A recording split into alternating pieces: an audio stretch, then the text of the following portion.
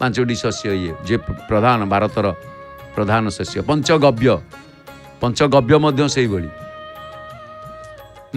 ତାପରେ ପଞ୍ଚପଲ୍ଲବ କଥା ଆସେ। ପଞ୍ଚପଲ୍ଲବ ଗବ୍ୟରେ ତ ଆପଣଙ୍କର ଆସିବ ଯେମିତି ଗୋମଳ, ଗୋମୂତ୍ର, ତାପରେ ଦୁଗ୍ଧ, ଏଥିରେ ଆସିବ ଦଧି ଏବଂ ଘୃତ, ଇଏ ପଞ୍ଚଗବ୍ୟ। ଖାଲି ଗବ୍ୟ କହିଲେ ଗୋବର ନୁହେଁ, ପଞ୍ଚଗବ୍ୟ। ପୁଣି ପଞ୍ଚପଲ୍ଲବ କ'ଣ ନା ପଞ୍ଚପଲ୍ଲବ ଶ୍ରେଷ୍ଠ ପତ୍ର। ଭାରତବର୍ଷରେ ପଞ୍ଚପଲ୍ଲବ ନାମ ଦିଆଯାଇଛି। ଆମ୍ବ, ଜରି, ଉଦୁମ୍ବର ମାନେ ଡିମିରି, ପଳାଶ, ବଟ, ପାଞ୍ଚପତ୍ର ପଞ୍ଚପଲ୍ଲବ କୁହାଯାଏ 5 ଜଣ। ସଂସ୍କୃତରେ ଆପଣ ଦେଖିବେ 5ଟି ମହାକାବ୍ୟ ମା ସରସ୍ୱତୀଙ୍କୁ ଦୟାରୁ ହିଁ ଲେଖାଯାଇଛି। 5ଟି ମହାକାବ୍ୟ ସଂସ୍କୃତରେ ମା ସରସ୍ୱତୀଙ୍କ କୃପାରୁ ହିଁ ଏମାନେ ଲେଖିଛନ୍ତି, ନହେଲେ ଏତେ ସହଜ କଥା ନୁହଁ। କୁମାର ସମ୍ଭବମ୍ କାଳିଦାସ, ବାଗାର୍ଥ ବିବ ସମ୍ପୃକ୍ତ, ରଘୁବଂଶ ଯାହାକୁ ଆପଣ ଦେଖିବେ, ନୈଷଧ, କିରାତାର୍ଜୁନ ବା ଭାରବୀ, ଶିଶୁପାଳ ବଧ ବା ମାଘ, ଏ 5 ମହାକାବ୍ୟ ଇଏ ସଂସ୍କୃତରେ। ତେଣୁ ଏକମାତ୍ର ଶ୍ରୀକ୍ଷେତ୍ରରେ ଶ୍ରୀମନ୍ଦିରରେ ଯେଉଁଠାରେ କି ପଞ୍ଚମକାରର ପୂଜା କରାଯାଏ, ଯାହାକୁ କୁହାଯାଏ ଦୁର୍ଗା ମାଧବ ଉପାସନା। ଏ ପଞ୍ଚମକାର କ'ଣ ନା ମଦ୍ୟ, ମାଂସ, ମତ୍ସ୍ୟ, ମୁଦ୍ରା, ମୈଥୁନ। ତେଣୁ ମାଙ୍କୁ ଆମେ ଯେତେବେଳେ ପୂଜା କରିବା ସଦାବେଳେ ପାଦ ଯୁଗଳକୁ ପୂଜା କରିବା। ଆଉ ଥରେ ମଧ୍ୟ ମୁଁ କହିଦେଉଛି, କେତେ ସୁନ୍ଦର କଥା ଅଛି।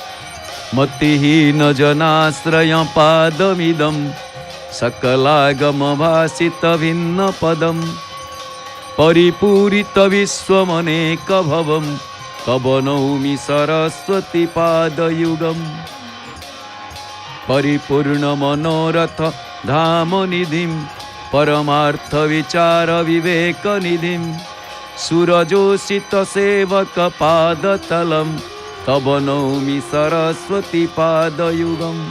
सरस्वती पाद युगम सुरमौलि मणिद्यूत शुभ्रकरम विषयादि महाभय वर्णहरम निज कांति विलेपित चंद्र शिवम तब नौमि सरस्वती पादयुगम गुणनैक कुल स्थिति भाति पदम गुण गौरव गर्वित सत्य पदम कमलोदर कोमल पाद तलम तब नौमि सरस्वती पादयुगम। तेणु आपण देखिए सरस्वती आराधना पूजा प्राकारांतर सबुदिन हो। आमर गोटे भल कथा आसे, माँ सरस्वती आमको कौन शिक्षा दौर आमे जदि गोटे चिंता आमे साधारण कथा चिंता करिबा आपण विचार करंतु आमे पशु मानक देखुचे। पशु 2 प्रकार, जड़े निरामिषासी आउ जड़े तृण माने जड़े आमिष भोगी आउ जड़े होचंती तृणभोजी। ये जो तृणभोजी पशु एमाने केबे आमिष खाइबेनी, आउ जो माने आमिषासी से माने केबे तृणभोजी हेबेनी। कथाटी देखुचंती ना नहीं? गोटे बाघ से मांस खाइब, से घास खाइब। सिंह बाघ एमाने सब केबे घास खाइबे? खाइबेनी।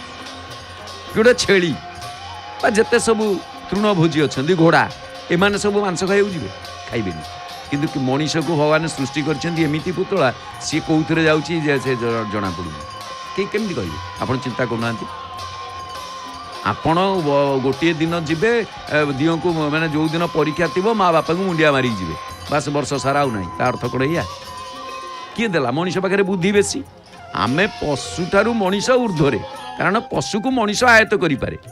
किंतु कौ बुद्धि शिखेला जे जे आम आज सोमवार गुरुवार आम आइंस खाइबानी आउ सबुदिन खाइबा कि ये की कथा कहीं अर्थ तो किसी मनीषर बुद्धि। हाँ मनीषर बुद्धि ना कौन आप विचार करना। तेणु एठी